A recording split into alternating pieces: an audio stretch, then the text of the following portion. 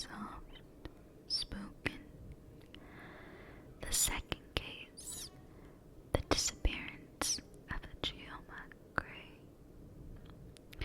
This case will be slow whispered. With that being said, let's begin with the night's video.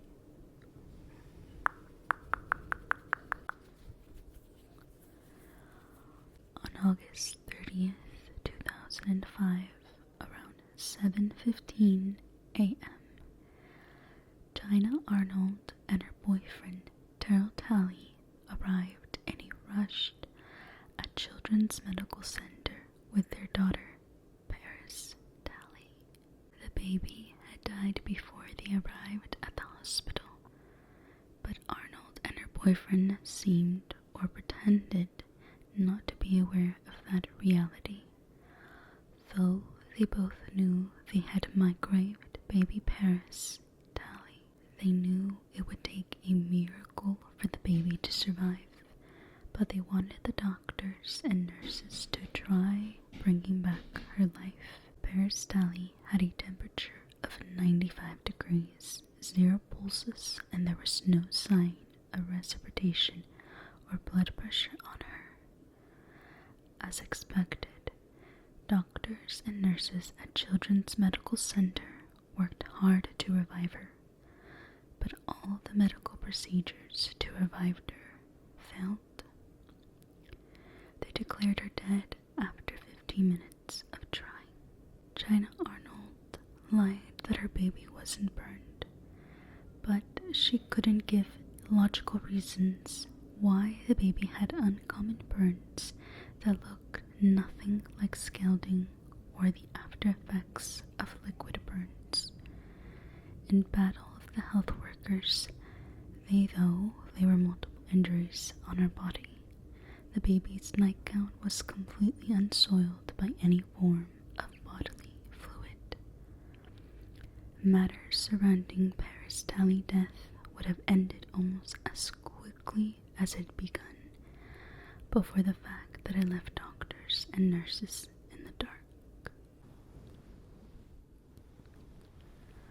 Doctors and nurses knew there was no more to the baby's death, but they knew neither the actual cause of death nor how cruel it was.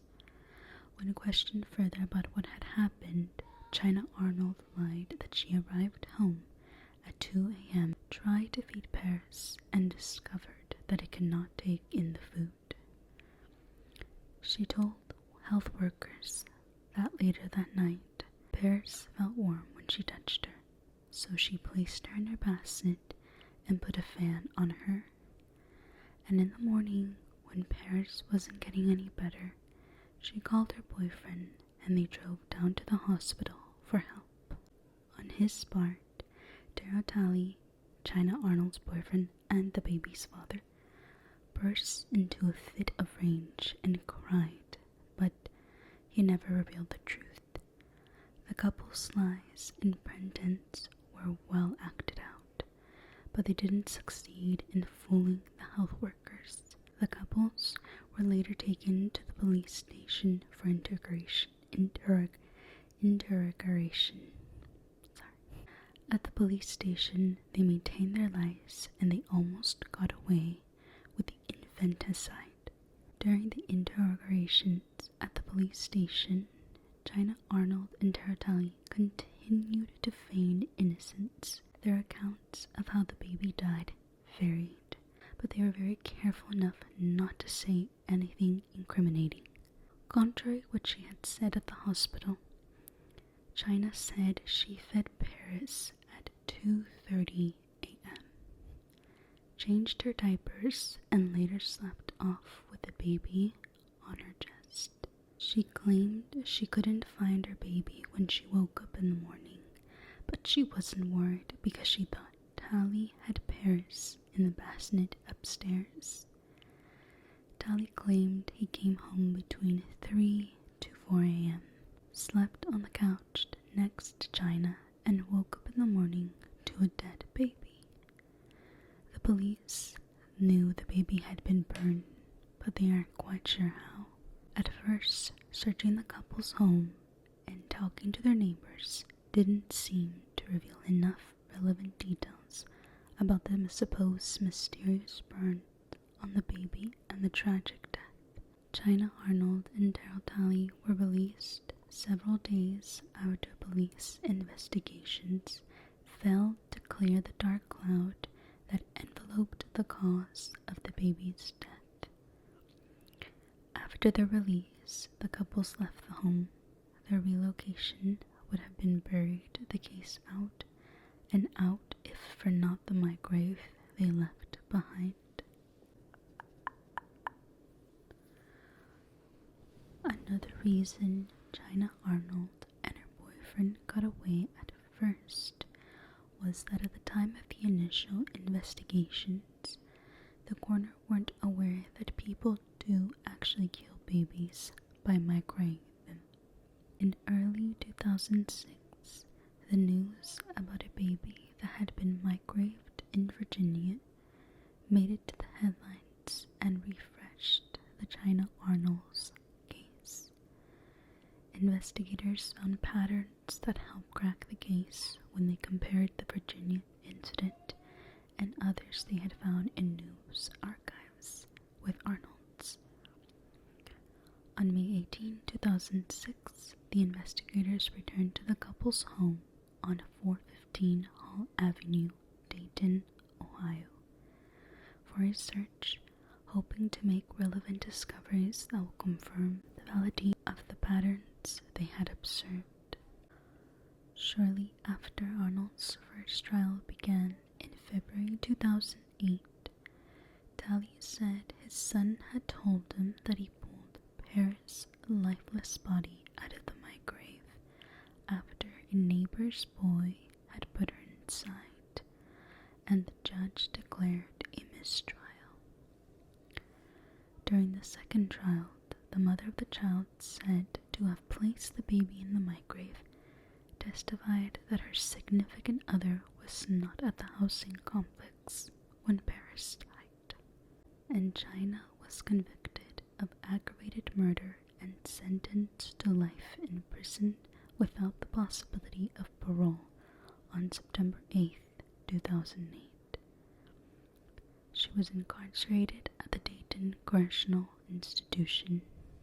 On November 5, 2010, the Ohio 2nd District Court of Appeals reversed China's conviction, citing prosecutorial misconduct, and stated the court erred by not allowing material witness to testify in her defense. On May 13, 2011, a jury found China guilty of aggravated murder.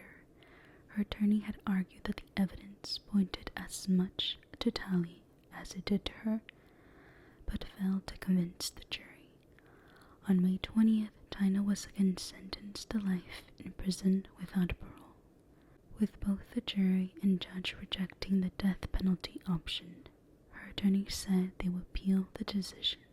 In September 2013, Arnold's lawyer requested a new trial in the 2nd District Court of Appeals, claiming multiple errors were made in her case. In December 2013, the 2nd District Court of Appeals affirmed the conviction. An appeal regarding her life sentence was made, citing constitutional questions about double jeopardy, asking the Ohio Supreme Court to reverse the 2nd District Court of Appeals decision and send the case back to the trial court for resentencing. But in May 2014, the court decided to not take the appeal. Let me know in the comments if you have any questions about this case, or if you would just like to comment on this case. I would love to hear your input. Okay, on to our second case.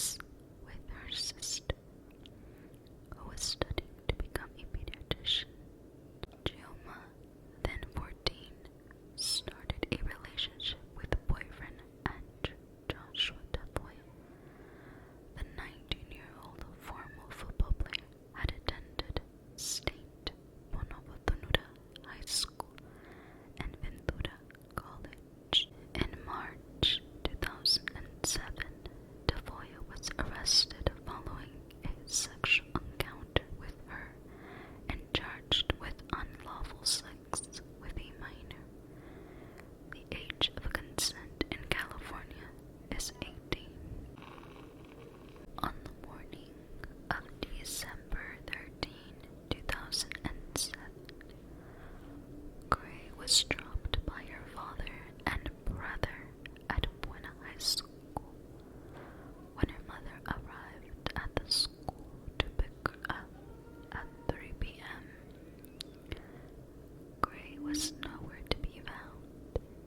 School officials said she never went to class and that her friends hadn't seen her. By 5:30, her family reported her as a missing person to the Ventanilla Police Department. Investigators found out Tafoya had just been released from the night before Gray's disappearance. He had served 147 days of a 210-day sentence for unlawful sex with a minor charge. Tafoya was put on probation for 3 years, with the condition that he wasn't to have any contact with Gray or any other minor without a responsible adult present.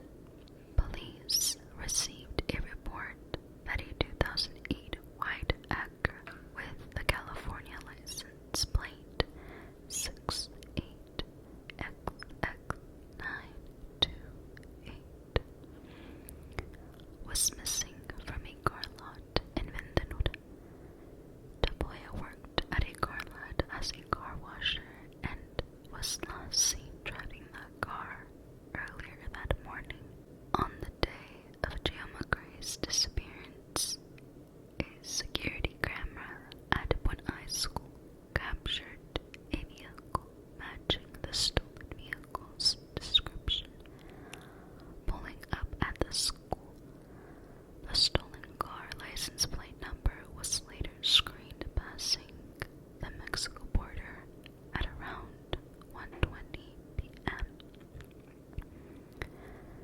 Investigators